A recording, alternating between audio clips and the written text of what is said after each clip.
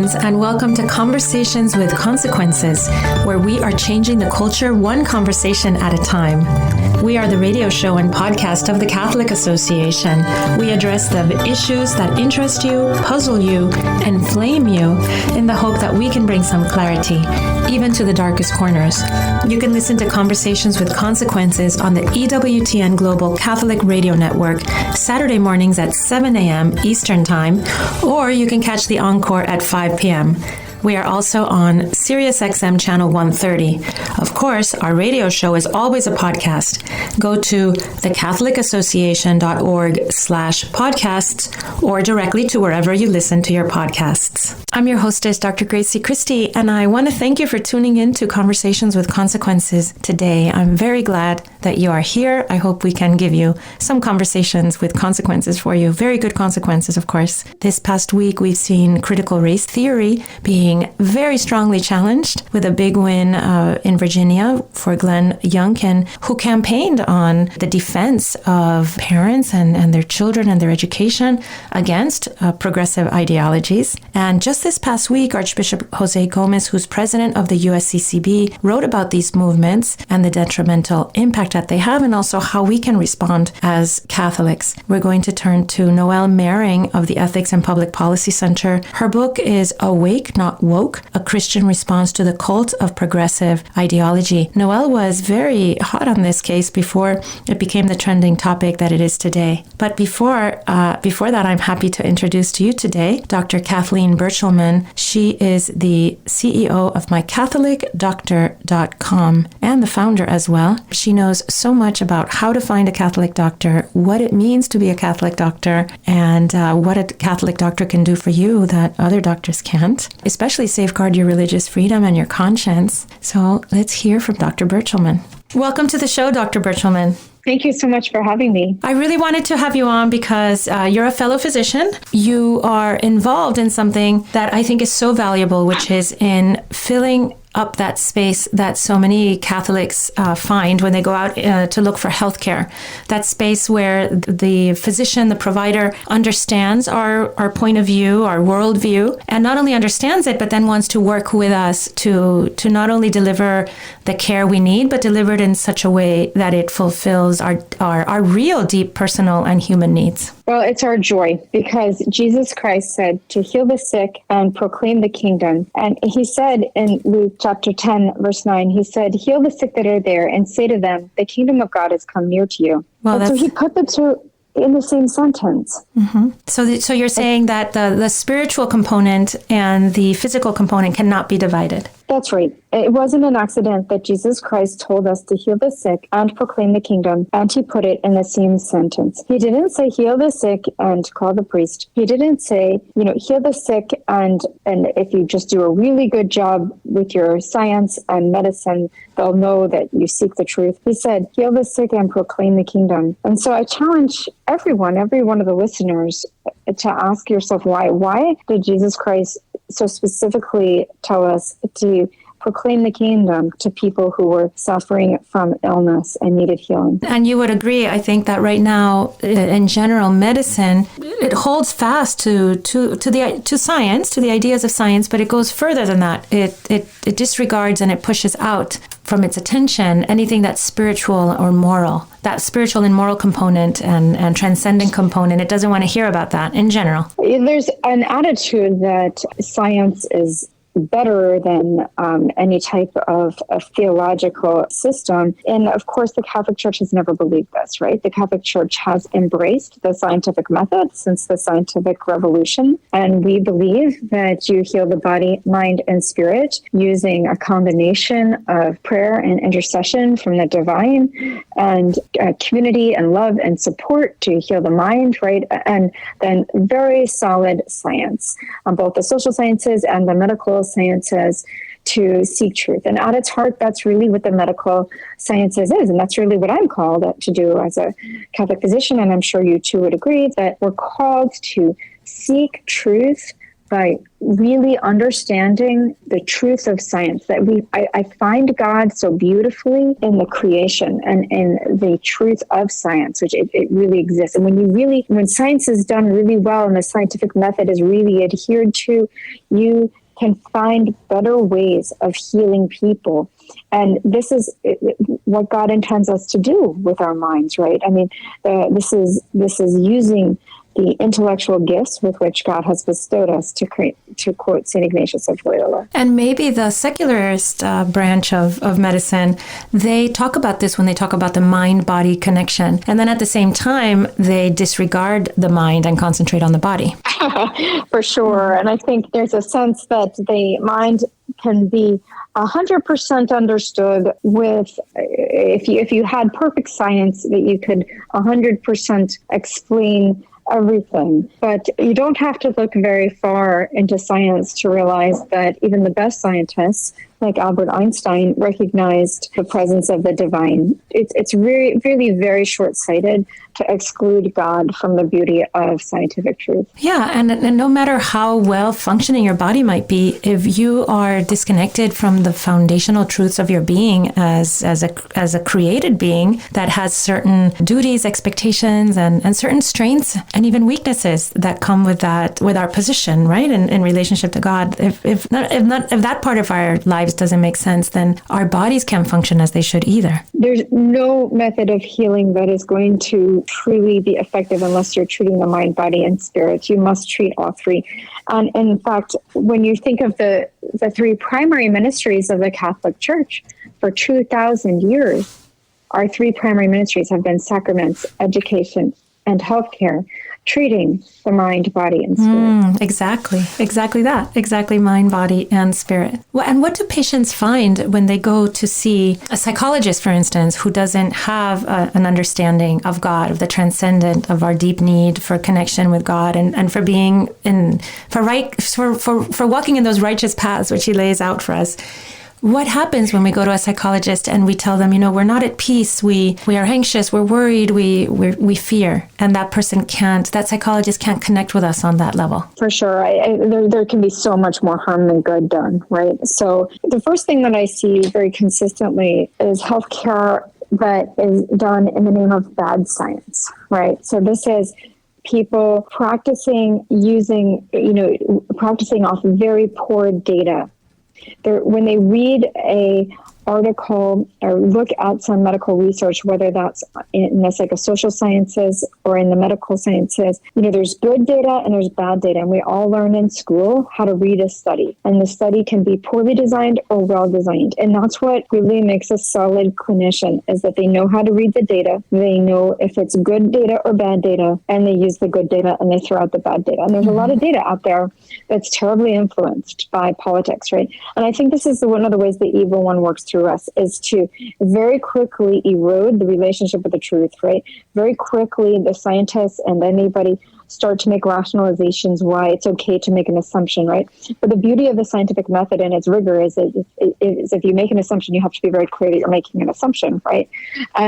But there's so much science now that's not really adhering to the scientific method, and it's not good science. And that's what I see. It still gets published, and you still have therapists and doctors practicing using recommendations that are coming from bad science. And if you go back and look at that root science, it's very clear that the studies were poorly designed, that it's just bad data. And this is how you get therapists that are making, accusations or making recommendations that may harm a patient more than they help. One of the things that I see therapists do who aren't clear on these issues is that they insist on that the patient will find happiness and peace if they're autonomous, if they're looking out for number one, if they are controlling the situation and making decisions based on their own will. I find that it takes a Catholic psychologists, for instance, to understand that the real truth of the human spirit is relational, that we flourish when we are ensconced in these relationships with others and with God, in which we are putting in that part of ourselves that has to be there, and then receiving also from others and from God the parts that we need to feel healthy and flourish. For sure, it's that give and take relationship, right? And it's not a business relationship. A healthy, loving relationship involves giving what you have to give and taking what you need, and receiving what you need to receive. And boy, that concept seems to have been lost. So many people feel that happiness comes from autonomy and control rather than surrender and giving what you have to give and receiving what you need to receive. Yeah, and those of us who've made that crossing and understand how happiness can really arrive, we really know that looking for happiness for ourselves out of our own needs and desires is always a failure. And you want to shake people, right? And say, stop giving bad advice. Tell that person to go out and give and love, and then they will be happy. For sure. There's of course other areas in which, besides psychological assistance, there's other areas of medicine which are fraught for Catholic patients when we go out into the healthcare sphere and we're looking for good advice. Of course, one of those is reproductive care, right? Anything that has to do with sexual health. It can be very difficult for a Catholic couple to go out into the world and get good healthcare under these issues. Tell me some ways that you find that that having a Catholic doctor who understands Catholic morality and can talk to that helps patients. So women's health and fertility is a major service line for my Catholic doctor. And for sure, there's a tremendous need for better and more clinicians trained in women's health and fertility from a Catholic perspective, not just for Catholics, but because it's the fullness of the truth and because it's really good science. And as we just discussed, good science is good ethics and good ethics is good science, right? So there's a tremendous need for the women's health and fertility field, and that is one of our major service lines at my Catholic doctor. And the stories are go on and on and on. I mean, I can tell you about one of our patients in Hawaii who I saw more than 10 infertility specialists and spent a huge amount of money out of pocket for this infertility care, and still had never conceived. And then using telehealth, saw a Catholic fertility specialist in Hawaii, in California, through my Catholic doctor. So the physician was located in California. The patient was located in Hawaii. They connected via telehealth. The patient was never seen in person by the fertility specialist. She did have an OB-GYN locally that was secular that cares for her. But with the recommendations over telehealth and really strong lab work, which was drawn locally, the patient was able to get the care she needed without leaving Hawaii. And within 3 months' time, conceived, and was now about 25 weeks pregnant. Oh, that's wonderful. That's a wonderful story. And then there's so many times when we go to our OBGYN and they suggest things to us that we know we shouldn't participate in, like contraception, and they don't give us any other options. They're not willing to work with us and to help us. So I'm sure that's another big field for you. So all of family planning is a huge need, and one of the challenges has been funding it. I always say that we're competing with $0. So in birth control, including very expensive forms of birth control like IUD, which are very pro-choice products. I mean, they result in post-fertilization effects. They affect a fertilized embryo, and these very expensive products are covered 100% by insurance, usually with no copay. So, and when it comes to natural family planning, it's an uphill battle to help people see the fullness of the truth, because first, your local OB-GYN is not trained or experienced or knowledgeable on this topic. And secondly, if you do seek natural family planning services, you're probably going to have to pay out of pocket for it. Mm-hmm. And so we've worked really hard to change that, to make Catholic natural family planning accessible. And some people call it fertility awareness methods of family planning. And there are many different methods of doing this. We support all of them. But natural family planning is now accessible through telehealth and through insurance billing. So we bill insurance for natural family planning. And we have also partnered with Catholic Couples NFP, which is another national not-for-profit committed to making natural family planning no cost for couples. So when you sign up through Catholic Couples and NFP, you get all of your training through telehealth and without any out-of-pocket costs. Wow, and think of all the terrible side effects you can avoid from years of not taking years of hormones, for instance, that have so many bad side effects. Absolutely, and I think it's interesting to watch how the science of contraception has slowly been revealed. I mean, we just discussed how, science that our calling as physicians is to really understanding the science and giving our patients the best guidance based on the best evidence-based data. And if we don't have good data, if the science is bad science, if the studies are bad studies, then we can't act on that data. And the whole fertility care field has been fraught with a lot of bad science for too long. And there's so much stuff that's just not explained to patients, and it should be part of informed consent. I think everyone agrees that women should be informed of the medical risks and benefits of any medication they take, including contraceptive medications. I think one of the most under-discussed side effects of many hormonal medications are the psychiatric side effects and the increased risk of mental illness requiring medical intervention. Especially with oral contraceptives, we see that, and I think it's not often discussed with patients during the informed consent process. I talk to young women all the time, and I point that out to them. And invariably they say, oh, yes, that's happened to a friend of mine.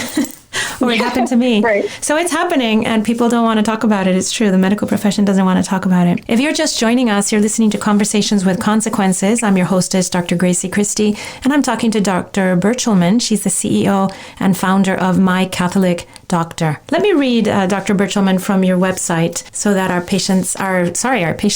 listeners can understand what you do, what your organization does. My Catholic Doctor is a nationwide organization that brings a network of faithful medical professionals to patients through video visits, telehealth, home visits, and office referrals. We can initiate your medical care virtually, order any necessary labs or imaging, and send prescriptions to any pharmacy of your choice. Most of the time, we can take care of all your needs through convenient, affordable telehealth. We practice evidence-based scientific medicine from a Catholic perspective and integrate Catholic spirituality into our care as appropriate to the situation. What a wonderful resource, Dr. Berchelmann. Well, thank you so much, Gracie, for the opportunity to present it here on your program. Another area of life that is also fraught for Catholics is end-of-life care. Does your organization, does it help people make those difficult decisions towards the end of life? I think a lot of people get some bad guidance sometimes from secular physicians. For sure. And we love offering end-of-life services. And in fact, we have a whole palliative care program in development now that will open probably within the next 6 months. And we are just launching our dementia care program with a goal of keeping people with dementia home as long as possible, although it can also be used for patients in nursing homes. And treating people with dementia and people at the end of life with pro-life compassionate care is increasingly very possible. Especially with dementia, there's a tendency to do very little, and maybe some medications that may delay the progression, but do very little for dementia unless there's a problem, such as a wandering patient, a patient that can get lost, or a patient that's a risk to themselves, a patient who's a risk at falling. And then when there's a problem, you treat the problem often with sedation by just simply sedating the patient. And that's not always the most person-centric care. The best way to treat that patient it now includes monitoring devices to help you know that they're safe, that have GPS, that set off alarms if they leave a certain region. So, for example, we've partnered with a company called CareMeet that makes a small device the size of a quarter that sticks on their back and on the back of somebody with dementia, and it tells you where they're located. So if they leave a region, it sets off an alarm on the cell phone of any caregiver. And also it monitors heart rate and vital signs so you can detect agitation early if that person's in pain, if that person's getting emotional or anxious or upset, so that you can use behavioral methods to intervene and help redirect and calm that person rather than simply sedating them. And you talked about something being patient-centric. Is that more close to the Catholic model than what we might see in secularist care? Patient-centric is a term that the secularists love to use, and I think it's because it's a term that really means putting the patient first and not the business part of medicine first. And but I think a lot of secular organizations use the term patient-centric, but I'm not always sure it's true. But in Catholic medicine, you don't put your name and face on a website called My Catholic Doctor unless you're really ready to carry the cross, unless you're really ready to put the patient first. Mm-hmm. Yeah, because that demands a lot of sacrifice from the patient's loved ones, and to put to organize ourselves. I'm dealing now. My father has ALS, and I'm getting such a wonderful course in study in this kind of putting that patient first and thinking first of their needs. Yes, and it takes so much sacrifice for the family. But all of that is allowed by the Lord for us to grow in holiness. It's a very important process. It also comes with a lot of blessings. We've been experiencing in my family and my extended family. This terrible cross that my father's carrying is bringing blessings to all of us. I mean, it's just calling up a river of grace for each member in the family that we never expected. And it's been very rewarding, but it's been like that because we have put him first. That's right. And when you surrender to the Lord, it comes with great blessings. How wonderful that your organization is paying attention to the end of life. I love that. I love it more every I love it more every day as we sink deeper into that and find the good along with the bad. One thing that many people are experiencing across the country more and more that I should bring up, that I want to know your opinion on, is the way young people are more and more identifying as having problems with their gender, with gender dysphoria. I should bring this up because it's happening more and more often, and many of our listeners are experiencing it in their children or grandchildren or nieces or nephews or friends' children. How does a Catholic approach differ from a secularist approach? Yeah, it's a really interesting question, Gracie. Thank you so much for bringing it up. Certainly the Catholic approach towards gender dysphoria in the youth is extremely different than the secularist approach. But I just want to go back to the science on this, that the Catholic approach is following the best science. I agree. Right? The Catholic approach to gender dysphoria is really studying this condition and finding out what the evidence-based data shows based on well-designed studies, and then treating the patient with the best medicine available and the best treatments available. That is the Catholic approach. We never deny our duty to seek truth using the scientific method. That's what Catholic doctors do. Now, the problem with gender dysphoria management in the secular world is that there's a lot of science that is unfounded, that has very limited data to support it. And I think what we're seeing in Catholic medicine is more people willing to stand up and say, I'm concerned about this data. But the good news is that there's other secular organizations now that are saying the same thing. So really Catholic healthcare on this issue is on the vanguard of something a big correction that's coming, I believe. I think so. And it's not the only example. Another good example of this is the Catholic approach towards infertility, especially infertility due to endometriosis. The approach, there's a very specific approach to endometriosis surgery that uses minimal adhesions and has been very successful in treating infertility due to endometriosis. And that approach is now being very much adopted by secular organizations. Why? Because it works, because it's really good science. One of the things that is happening in healthcare that I've seen more and more in evidence is is treating patients as clients and not patients. And to me, the distinction is very sharp because a client comes to buy a service and should be pleased with the service they receive and should get what they want. But a patient is looking for something different from their doctor. The doctor-patient relationship must start with honesty and integrity. If you have another player in that doctor-patient relationship, especially a payer, a financial entity, there's a conflict of interest inherently. And more doctors are pushed to give patients whatever they want, because then if they don't, the payer is going to be displeased with them. And it's very problematic with physicians because you lose that honest, integral doctor-patient relationship where you're giving the patient your ability to read and understand really strong scientific research and then give them the best guidance and the best medications and therapies available. But what would you say to someone who says that the patient should get what the patient wants? That most things are simply a question of choice and autonomy and desiring what they desire? Well, I think in that case, if the patient and doctor disagree about what's best for the patient, that the doctor needs to have a very honest conversation about why, from an evidence-based medical perspective, they can't recommend what the patient desires. And then a doctor with integrity is not going to prescribe that medication or that therapy. I really like the way, Dr. Berchelmann, that you stay with the evidence-based and the science, because that is also my experience of medicine that's grounded in Catholic moral teaching, that it's never in opposition to science, which makes complete sense because science is simply the understanding and manipulation of the reality that God created for us to exist in. So it can't ever oppose what God's plans are for us. I believe.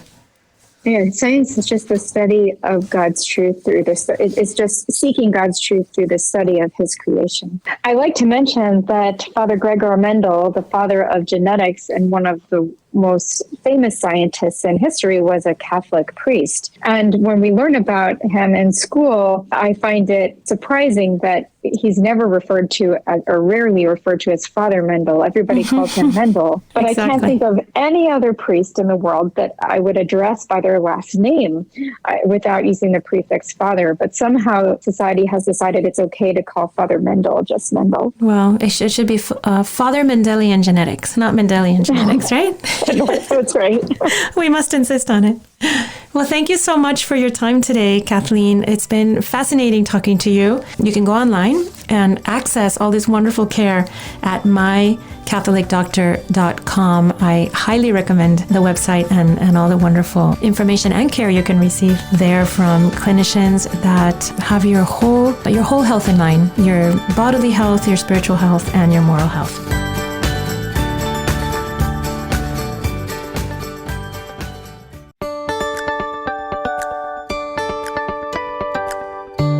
Welcome back to Conversations with Consequences. I'm your hostess, Dr. Gracie Christie, and we are here with Noelle Mering. She's the author of Awake, Not Woke, a book I highly recommend to all our listeners. And welcome to the show, Noelle. Great to be here. Thank you for having me. You came up in my mind and in our producer's mind because of all these interesting things that happened last week with the elections, particularly in Virginia, but I think that it was echoed across the country in many different states. It feels like the tide is turning. Like the American people have looked at woke ideology and have decided they don't like it. It's not a passing fad and that they have to act. And knowing all that, I thought we could have you on because you wrote this fabulous book called Awake, Not Woke, a Christian response to the cult of progressive ideology. Yeah. It was pretty incredible what we saw in Virginia and also, as you say, across the country last week, wasn't it? It seems as though the manipulation tactic that has been so effective for so long no longer has quite the hold it used to have. I think people are starting to see through it. I think that's what we saw happening. Mm-hmm. You know, one of the things that keeps us back, the people who think, the people who think the way we think, the way that I think is more aligned with truth than all these woke ideologies, is that we're very busy people and we are engaged in our lives,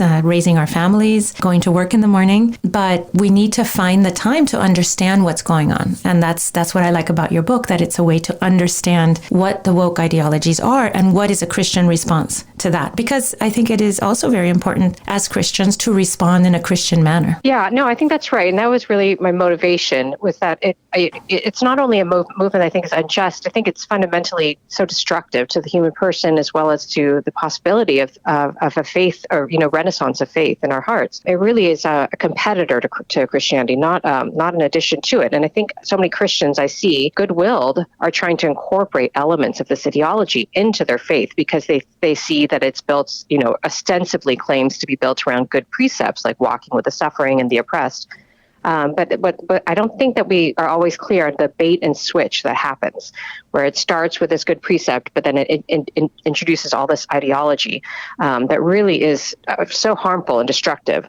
And I think people are seeing it more and more now. But that was my motivation, is I just really wanted to help people to understand that, not just for their own sake, but for the sake of not helping other people be swept up into this poisonous ideology. So what are the parts of woke ideology that come from a good place, and in a sense come from a Christian place? I would go so far as to say. Well, I think that it's a Christian precept that we should walk with people who are suffering, that we should try to walk alongside them, that we should try to understand where they're coming from, that people have all sorts of different disadvantages and sufferings that have mitigated, in some ways, their ability to move forward in life, and that they might need we need each other, that we fundamentally need each other, and that we should be good brothers and sisters to one another. That is very Christian, but the movement does the exact opposite of what the Christianity would propose. Christianity would say, well, we need to hold fast to the dignity of the human person as a moral agent who can control the things that are within his or her control, and not spend their lives being aggrieved and accusing systems that are utterly outside of their sphere of the moral life, and then at the same time giving in to all of the individual tyranny that we experience when we give in to our personal predilections and our sins. So it really does further to far more to oppress the human person than it does to liberate or truly free them, in the sense that a Christian would propose that he or she would be freed. And when the people of Virginia, for instance, spoke out against this kind of ideology, when they elected the new governor of Virginia, who ran on this platform against CRT, what were the people of Virginia trying to say? I think that they were trying to say on multiple levels that we are no longer going to be manipulated by this empty accusation, that we see through it. And, on multiple levels. First of all, the CRT, the divisiveness and the collectivism of that ideology that was being introduced to sweet children's minds, I think was maddening. But then you had this radical gender ideology being pushed onto them, to the point where there was a cover-up of a rape of a young girl, a minor girl, at the hands of a boy in a skirt in a bathroom. And the fact that they covered it up because it would hurt their ideology, and just laid bare, I think, that the real power hungriness of this movement. And then they found pornography in the library, right, in multiple schools. They That's had right. pornography. And so they said, here's the parents saying, well, you're dividing our children based on the race. You're covering up a rape. You are perpetuating pornography in libraries. And the only rejoinder that they had back was, it sounds to me like you're a racist. That must have been so insulting to these poor voters who were protecting their children. And many of the voters, I think Mr. Youngkin took 55% of the Hispanic vote. Yeah, and I think that that's going to be increasingly a trend, is that the anti-woke movement is increasingly racially diverse, in a very compelling way. And that has to be really hidden up on their side because it really exposes a lot of the manipulation at hand. Noelle, I wonder if you've read Archbishop Gomez's, it was a speech, but it's been transcribed. It was given in Spanish in Madrid. It's been translated to English. It's at the National Catholic Register, if any of our listeners want to read it. He gave this wonderful assessment, for which he's taken a lot of heat, unfortunately, and I'm sad for that. A wonderful assessment of woke ideology, and he said that it was one of America's new political religions, and that it stands as a religion in a sense, and it's taking the place of other religions, and it has, I'll read from his speech. He says, they provide people with an explanation for events and conditions in the world. They offer a sense of meaning, a purpose for living, and the feeling of belonging to a community. And even more than that, like Christianity, these new movements tell their own story of salvation. Did that ring true to you, Noelle? Absolutely. I mean, I really think it operates so parasitically off Christianity in a way that mimics it, but then is devoid of content. So even the idea that it offers belonging, it's sort of like saying how a gang offers belonging, like a family offers belonging. Okay, well, yeah, you might feel a sense of belonging in a gang or in a family, but these are built on utterly different ideas. You know, the gang, you belong because of guilt. You belong because of a threat. You know, if you betray the gang, then you're in trouble. Or you belong because you had to introduce yourself into the family, quote unquote, of the gang with some sort of violence or something that implicates you. It's the total opposite of what the belonging in a family.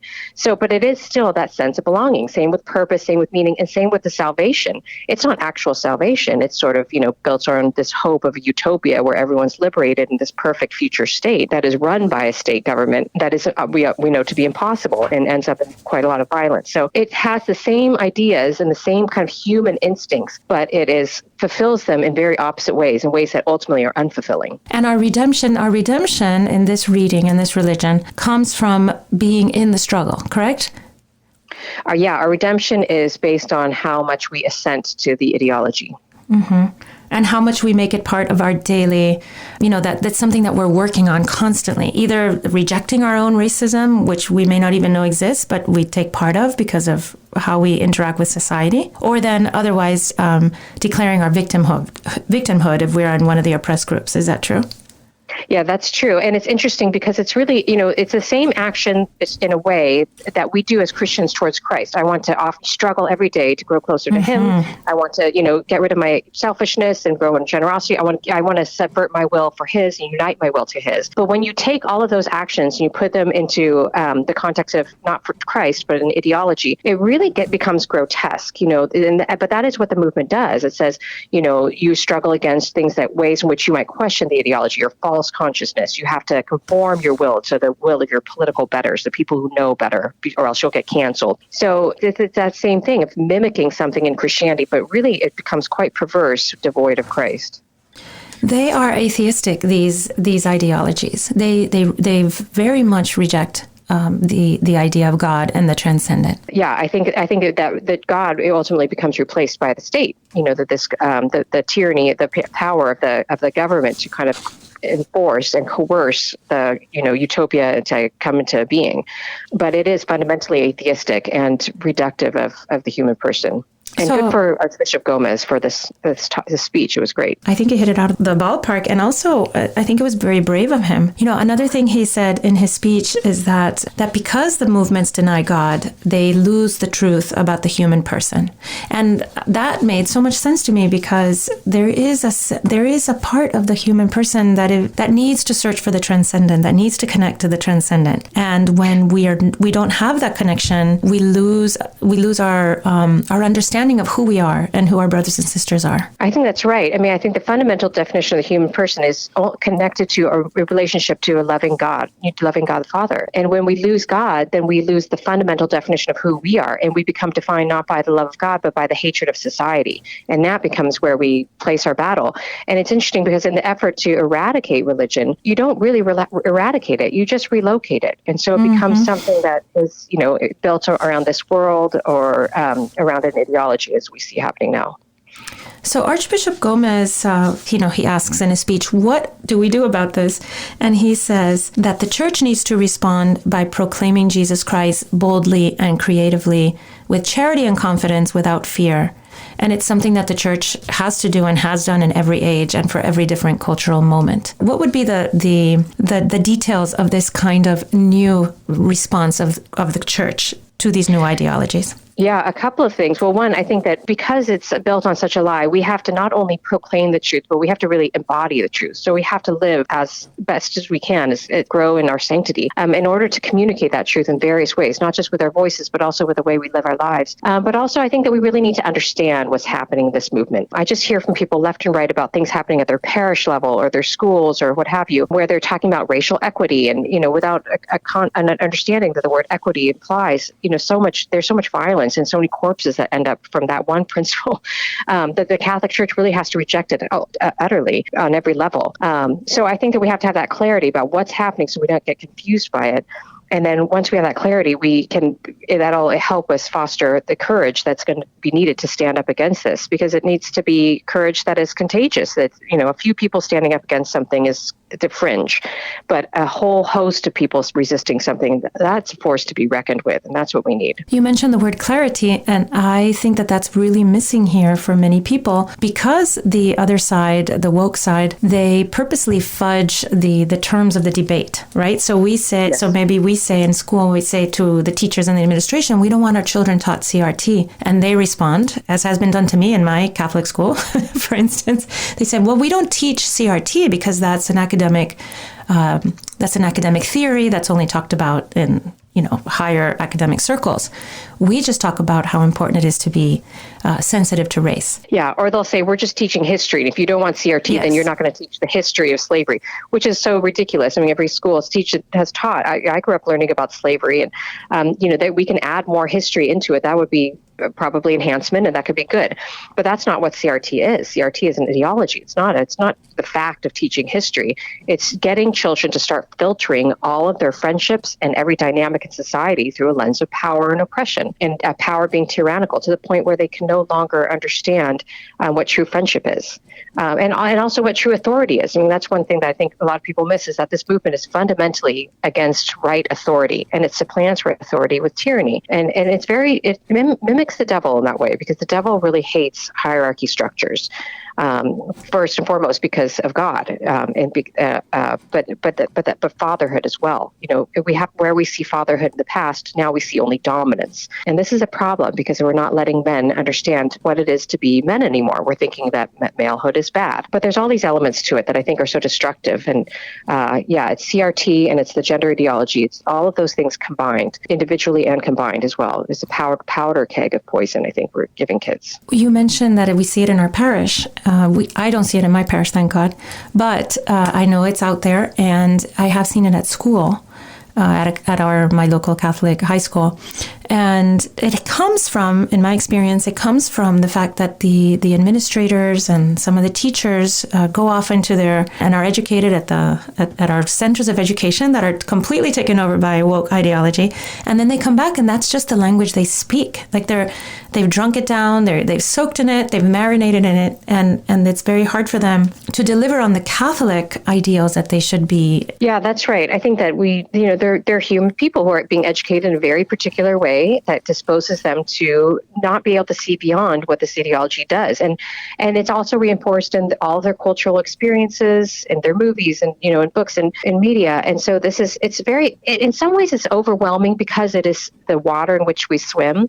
But in other ways, it's a thin ideology. And I think in that way, it is easily defeated if someone's open to the truth. So, but it takes people having those conversations and pointing these things out simply and plainly, without condemnation, but also without fear. And we shouldn't feel that fear because the stakes are high and the truth is on our side. Do you think that the Christian response to woke ideology is what can save our culture? Like, do Christians have something special that they can bring to this discussion? Because I know that people of all religions or no religion at all are reacting against CRT and gender ideology as being first wrong, it's unjust, and also scientifically wrong, for instance. But do you think Christianity brings a special sword to bear here to this battle? Well, certainly. I think fundamentally it's a spiritual battle. And so, we need to be fighting it on a spiritual level. But also Christianity and Catholics in particular, we have a whole history of, the Catholic social doctrine, also, of being emphasis on real rational thought and critical thinking. So this is really the purview of Catholics. But also, I think people are hungry for meaning, and that's why this movement's been successful, is because it speaks into the certain human longings that the Catholic Church is the actual answer for.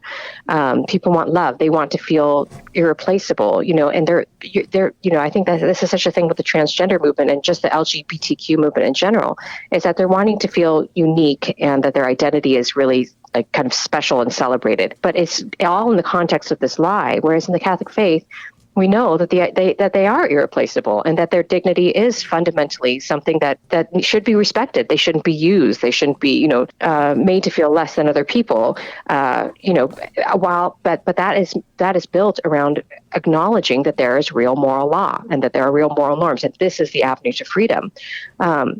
But yeah, so I certainly think that the Catholic Church has something to offer that is very particular and more and strong. But I also think we need to be welcoming all of our friends who are fighting this effort alongside us, who are either not religious or of different religion. That fight needs, and this resistance needs to be welcoming to all people who see that this is a lie and want to fight against it. Well, Noelle, I thank you so much for being with us. I'm amazed, but the time has flown. Thank you very much for your wise words, and you actually fill me with hope. I like to hear that it's a thin ideology. I do think that we've scratched the surface. We've already seen what's bubbling underneath, and we're ready to walk away.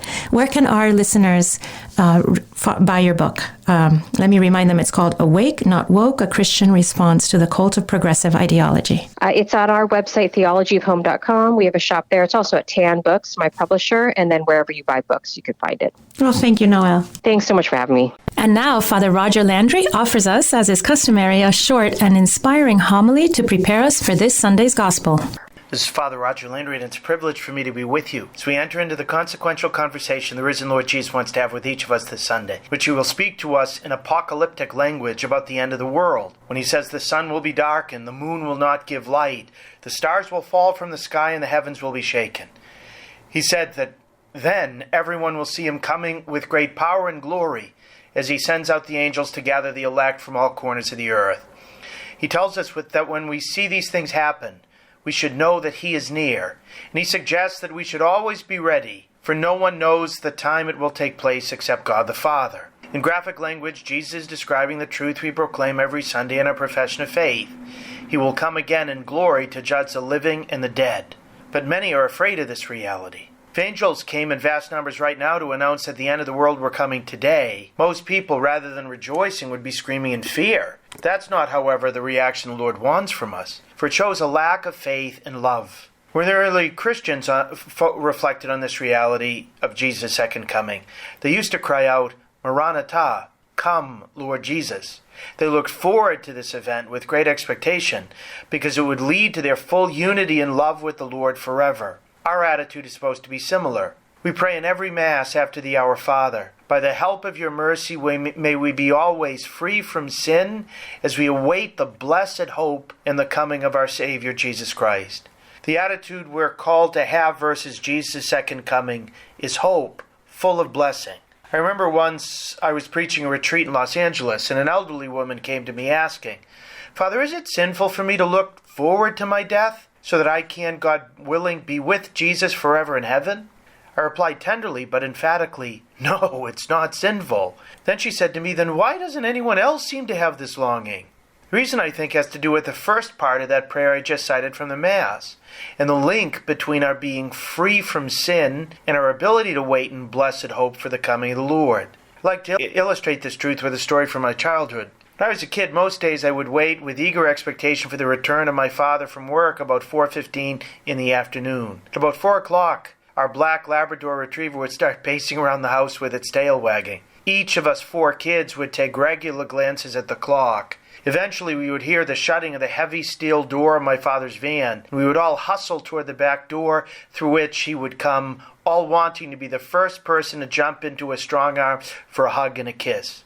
We loved our dad and couldn't wait for him to return so that we could be with him. This was what happened, as I said earlier, on most days. There were a few days when I would actually dread his return, precisely on those days when I had done something naughty.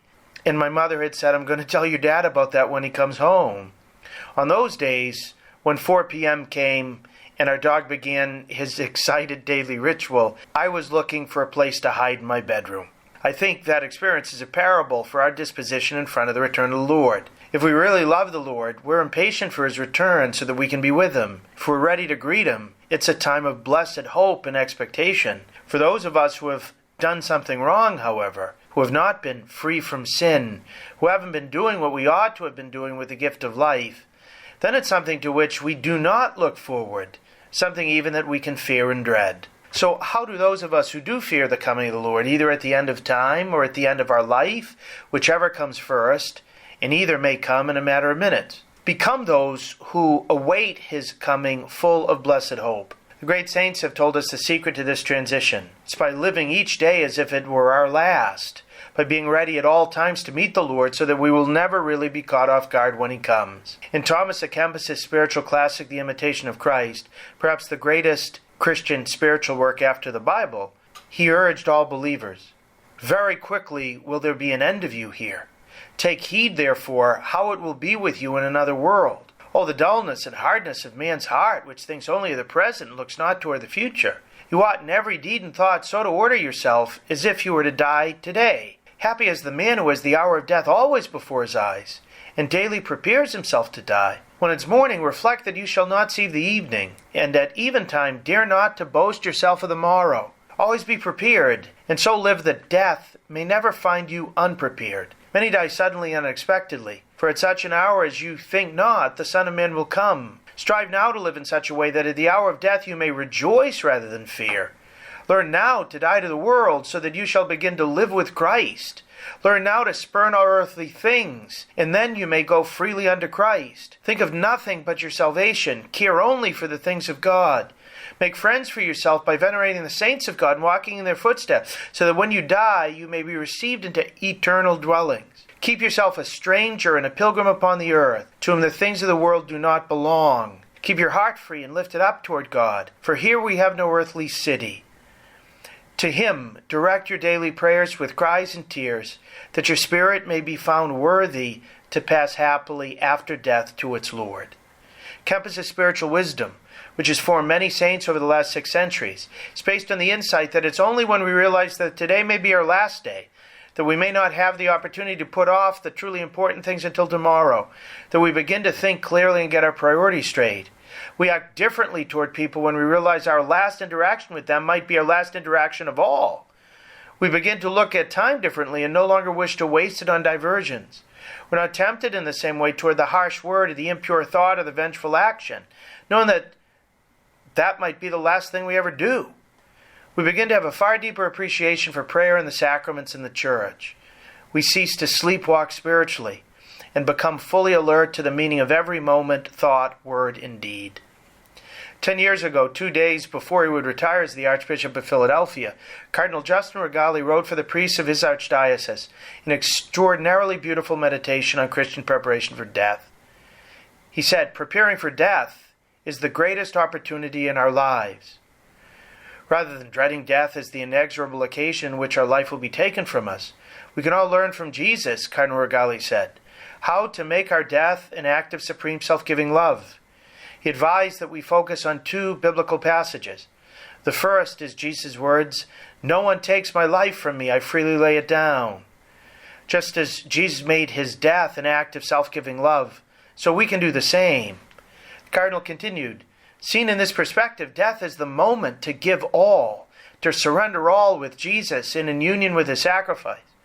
When anticipated by an act of loving acceptance, death is the opportunity to say yes to the Father, just as Jesus did, to say yes with all our heart, as Jesus did. That leads us to the second passage, Jesus' last words from the cross, when he said, 'Father, into your hands I commend my spirit.' Our self-giving love is a self-entrustment to the Father, something the Cardinal urges us to do every day before we go to bed, as the Church does in Compline. He comments, "When the hour of death comes, we may not be conscious. It may come very suddenly, by reason of an accident, by reason of a heart attack. There are 1,000,001 possibilities left to our imagination, but this doesn't matter. The point is, the surrender will have been made thousands of times. The Father will understand that each of us had the power, which we exercise, the power with his Son Jesus, to lay down our life freely, lovingly, and definitively. Then there will be no obstacle to the consummation of our love. Life and holiness will be ours forever in the communion of the most blessed Trinity." Since preparing for death is the greatest opportunity in our lives, Cardinal Regali concludes, now is the time to give all. Let us take full advantage of this month of November and the consequential conversation with Jesus in the Gospel this Sunday to form ourselves in this daily habit of self-offering. Each day let us pronounce the definitive yes to God that we want to say at the moment of our death and for all eternity. That's the means by which, when the sun and moon darken and the stars seem to fall, when Christ comes in glory to judge the living and the dead, rather than fear, we will run out to meet him, free from sin, as the fulfillment of the blessed hope, ready to jump into his gloriously scarred hands to be embraced by love. That's the way we make practical the Church's beautiful bridal call, Maranatha, come Lord Jesus. God bless you all. Thank you, Father Landry. To hear more from Father Landry, check out his website at catholicpreaching.com, and you can also catch his writings at EWTN's own National Catholic Register. A big thank you to all our listeners for joining us. I hope that this show was helpful. I hope that it gave you more peace and more hope and more joy, and you go with our prayers.